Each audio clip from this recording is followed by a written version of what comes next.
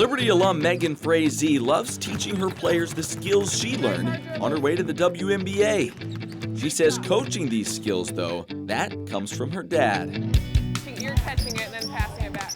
Yeah, you know, coaching for me, I think that was kind of in the back of my mind. My dad coached myself and my siblings growing up, so I really loved his approach and his style to coaching because he was very balanced, and yet he was the type of coach that, hey, if you're going to play, you need to put the time into it and doing things the right way. As I played professionally, even collegiately, all the different coaches I've been able to be under, I just felt like it would be unique for me to gather all this different knowledge and information and be able to apply that if the Lord did allow that opportunity to happen. So it was just neat to see it happen right away, and I'm thankful for the opportunity.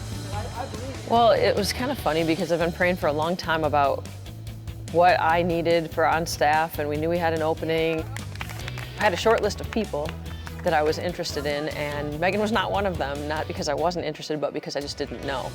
And all of a sudden I was at the Liberty-Villanova game. This was in the postseason last season, and I don't know, we were just talking about the opening that we had on staff, and next thing you know, that day, Megan emails me this long email that literally was everything that I wanted in a staff member.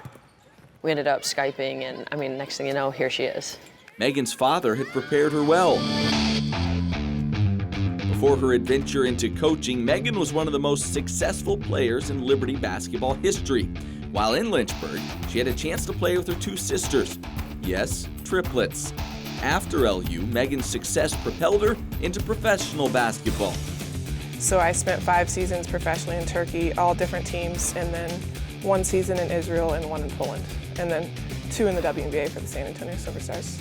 Playing for me has always been enjoyable. I mean, you have your tough times as far as like just different coaching strategies or player things, but you know, especially when I'm playing overseas and even in the WNBA, it's a different culture than even like, you know, you're stepping outside of even the Liberty bubble, and the Lord carried me through times overseas when it was at times lonely, you know, because I felt like I was kind of the Lone Ranger, so to speak, in different cases, but I was so thankful for my faith and also especially even my parents and the foundation that they laid for me. Girls would come up to me and be like, you know, Megan, I noticed something different about you, and you know, I feel like you're different than other typical Americans that come over here and stuff. I kind of looked at it honestly going overseas as being like a missionary and just using the game of basketball to be able to share his name, because coming in as a professional athlete, you kind of have a common ground with your teammates, and then that in turn kind of allows you to be able to talk about him if the opportunity arises, or just even living out my faith through my actions.